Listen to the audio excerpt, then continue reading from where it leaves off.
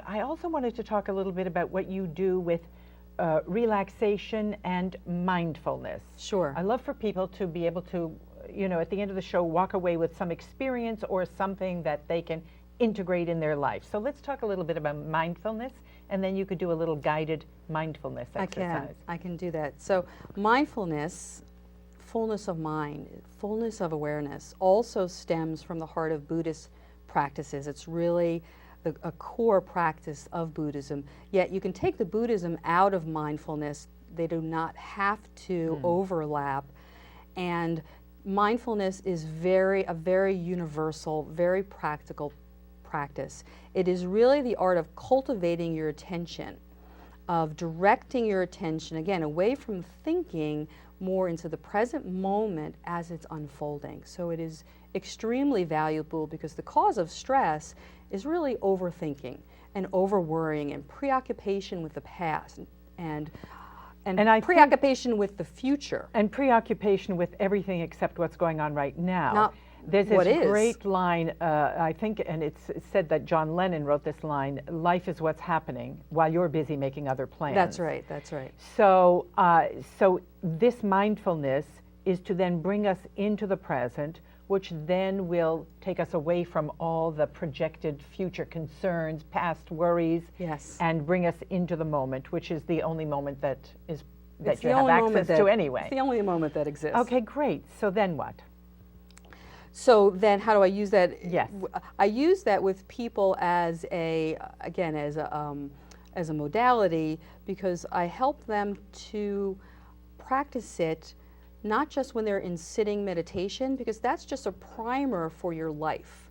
If we can learn to sit and be mindful and practice mindfulness, eventually we'll be able to transfer that skill almost into our daily lives. It'll begin to show up in a way where we can stop anywhere, any place, and become mindful. Because mindfulness is not a technique, it's an awareness. And so you can bring that awareness into anything. You can bring it into washing the dishes.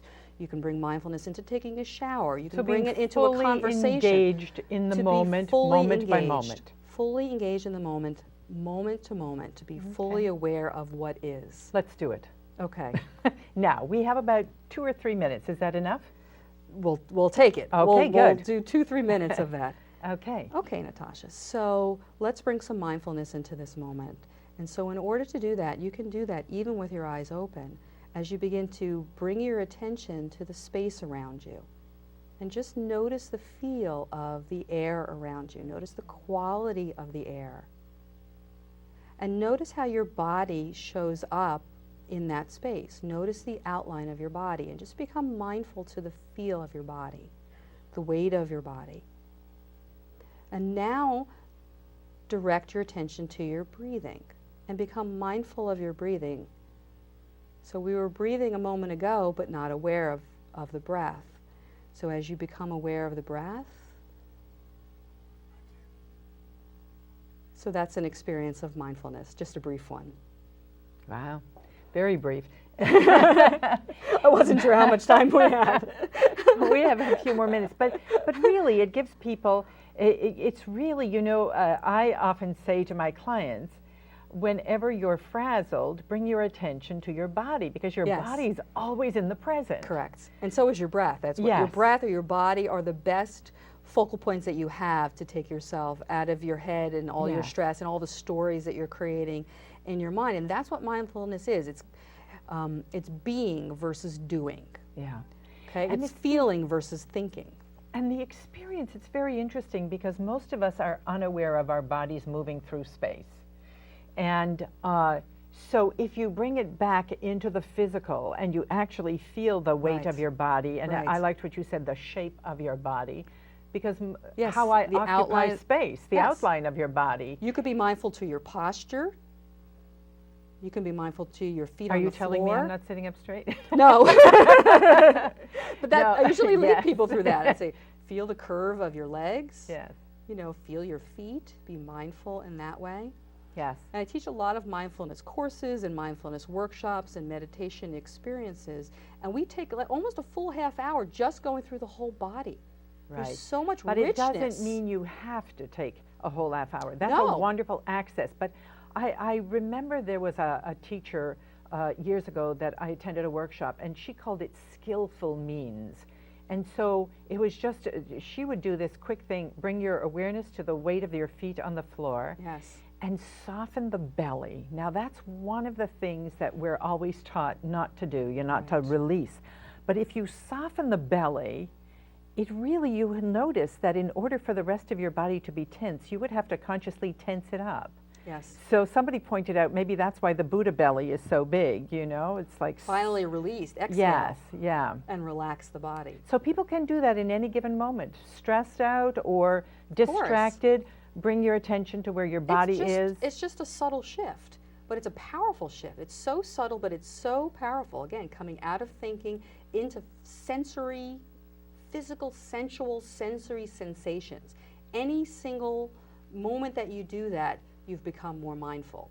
And then the practice of it is staying mindful. Yes. And continue, but with every time you practice, wake up, will. it's another moment that you've woken up, you know? Yes, exactly. Yeah. And for me, the easiest places to get lost are the routines that we do every day. So we start to sleepwalk through portions of our life where we brush our teeth, or we take a shower, or the drive home where we get home and we miss the drive and we're not sure quite how we got there. So those are the key opportunities to actually recognize that there is a difference every time you brush your teeth. Yes. There is a difference every time you take a shower and every time you take your drive. That's right, because we are operating through our lives very robotically. And we're assuming that every moment's going to be the same as it was before, and we're missing out. And then we on wonder so why life much. is so boring and tedious and dull. That's right. Yes. That's right. So if we awaken to the richness in every moment, in every breath, because every breath is really different, and that's a wonderful analogy to the present moment. Yes. There is so much richness and there's so much uniqueness in every moment. So no moment is mundane. Every moment is sacred. If you bring mindfulness, which is like reverence and Yes. appreciation to every single moment. Yeah. So you can see why it was a practice, a very ancient. Absolutely. Yes. And the thing is, I invite everybody to do it every time they can think of it, every day. We have about a minute left, and I just want to give you the opportunity to talk to people about what it is that you offer at your Center for Relaxation and Healing in Plainsboro, so that, you know, they might want to check you out. I hope that they will. We're located in Plainsboro at Center for Relaxation and Healing. I say that it's a mind, body, spirit learning center for adults. So it is classes and trainings that all are under the umbrella of holistic health, of wellness, and exploring spirituality in that very broad, eclectic way that we've talked about. So in addition to past life regression groups, in addition to mindfulness retreats and classes, we also have workshops on intuition, angels, we have a drumming circle, we have yoga. So they can just check out your website. They can check out the website. And we're out of time. Okay. Michele, thank you so much. That was interesting. And I wanted to ask you about your past lives, and I didn't get a chance to do that. Next time. Another time then. Yeah. Thank you for joining us. My name is Natasha Sherman.